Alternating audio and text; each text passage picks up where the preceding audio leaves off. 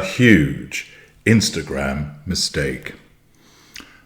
It's been reported on repeatedly that Harry's wife is making a return to Instagram, but Daniela Elsa of news.com.au believes this is a huge mistake.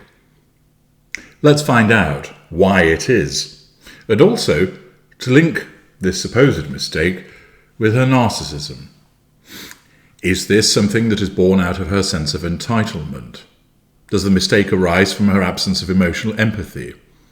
Does the mistake arise as a collateral consequence of the pursuit of the prime aims? Is the mistake in relation to popularity and how that has tanked as a consequence of her narcissism? Let's find out in terms of what Daniela Elsa has to write. It was in the final weeks of 2017 when the music died, when the peony shots and the perfectly tilted Panama hat pics and the Italian sunsets ended for good. Actress and mid-tier Canadian fashion chain face, Harry's wife, was set to marry into the royal family. And thus, with history beckoning and tiaras just waiting to be worn, came the official parting of the ways between the suit's star and her oversaturated personal Instagram account. Money, fame, clout. Never again would she need to try and climb the greasy pole of social media. Hello there, irony. Now here we are, 5 years later, with nearly daily reports suggesting that the Duchess of Sussex is poised to make her return to Instagram any hot minute now. News that should strike fear into the hearts of peony bushes everywhere. Then clues are mounting daily. Last year, she told journalist Alison P. Davis, "Do you want to know a secret? I'm getting back on Instagram." Only to reportedly change her mind and shelve the plans for a bit. The narcissist conditional asterisks at work there. The mysterious @Harry'sWife account is thought to be hers, and is currently gaining tens of thousands of followers a day. It has gained more than 110,000 followers this month alone, despite her never having publicly claimed it or posted a single solitary thing. Just shows how people are drawn to the banal and the empty. In April, the Duchess signed on with mega talent agency WME, who announced they would be focusing on building out her business ventures across multiple facets, including brand partnerships. This week, Page 6 reported that the 42-year-old has been in talks with a number of brands to work with, and is especially keen to sign with luxe jewellers Cartier in conjunction with an Instagram reboot. Naturally, she wants to do that because Cartier are in bed with the royal family, and she wants to malignly triangulate them by trying to get involved with this brand. Never one to be left out, the Daily Mail has reported that she stands to make up to $1 million per paid post, with the sound of cash registers gloriously ringing in the background. Right now, the restoration of Harry's wife to social media seems like nothing but an inevitability, a question of when, not if. Really, the most surprising aspect here is that it has taken so many years post-Palace for us to get here. Indeed. The reason it has taken so long is that Harry's wife has had a degree of success post-Palace, where she had managed to sign up to the deals with Spotify and Netflix, that the collaborations were being welcomed, that people were supportive of them. And it's taken a little bit of time for people to realise what she is, for people to find out, as people in the United Kingdom did, that she's difficult to work with, intrinsically lazy, short on ideas, and huge on entitlement. Elsa continues by saying, "But everyone, wait a minute, let's catch our breath, because I'm far from convinced that the debut of Harry's wife is the savvy play here. Harry's wife could lose as much as she stands to gain. Once the Duchess of Sussex opens this particular Pandora's box, there will be no easy closing it. For Harry's wife and husband, Prince Harry, the Duke of Sussex, their greatest, if not their only real asset, is their royal status." And indeed, Elsa is correct. They don't have anything else, do they? All he's ever done is be a royal and spend some time in the army being protected in a bunker. He's never run a company. He's never governed a startup. He's never come up with brilliant ideas. What's she done? She's been an actress. Purportedly has hung out on yachts, stolen shoes, and that's it. And we've seen that whatever she's tried to turn her hand to post-royal life, she's fucked it up because she has the Sadim touch. But that royal status, that royal magic, is an intangible and fragile thing which will be entirely imperiled if they go down the SponCon route. And once it's gone, it's gone. The Sussexes currently exist outside of and above the celebrity ecosystem. They possess an otherness that sets them apart from your garden variety A-lister.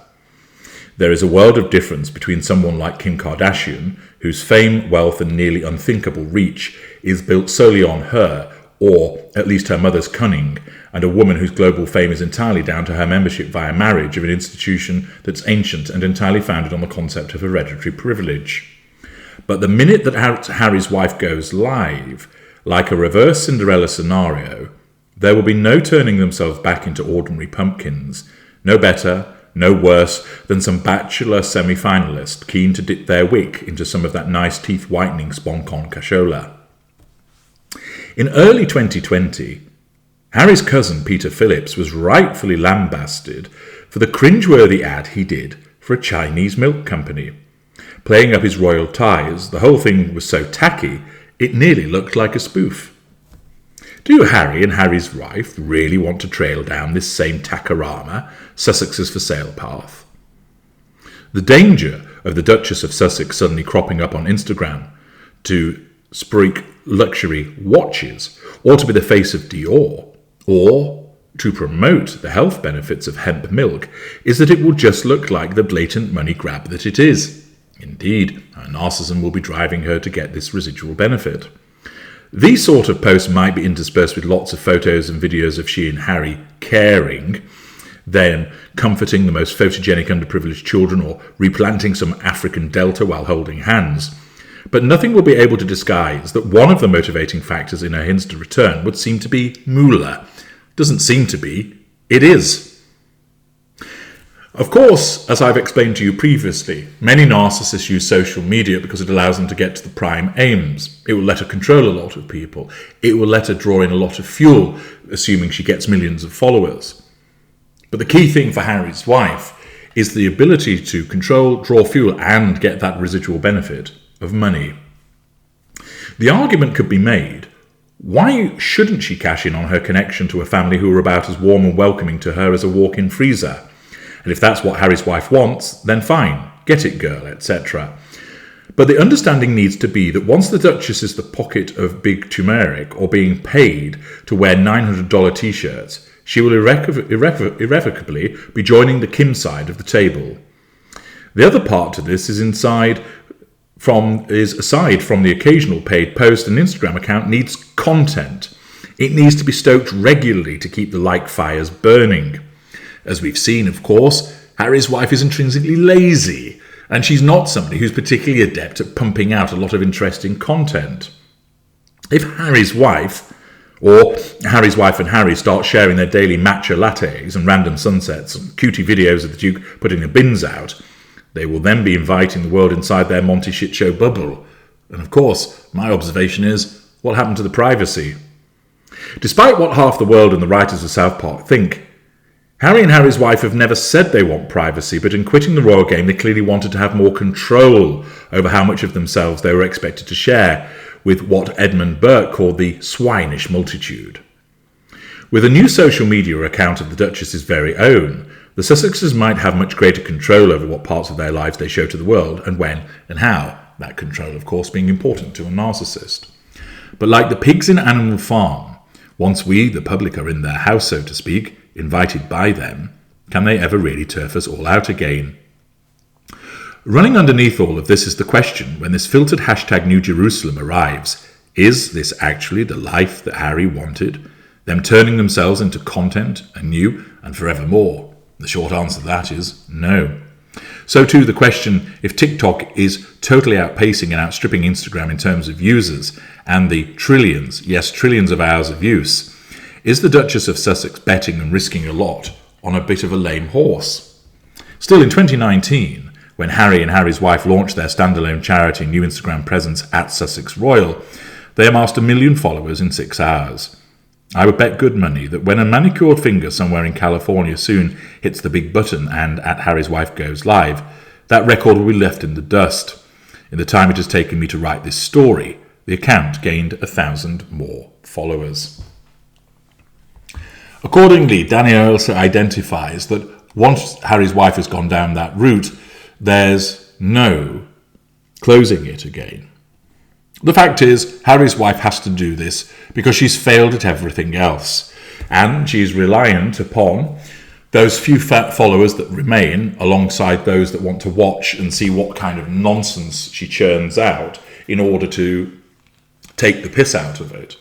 But she is destined to do this because she's desperate for money, desperate to get the control, and desperate for the fuel. And therefore, it seems very much a shoo-in, crass as it is, that ultimately all she's going to be is another so-called influencer. What about all these bold political ambitions? Nothing. What about all the philanthropy? Nothing.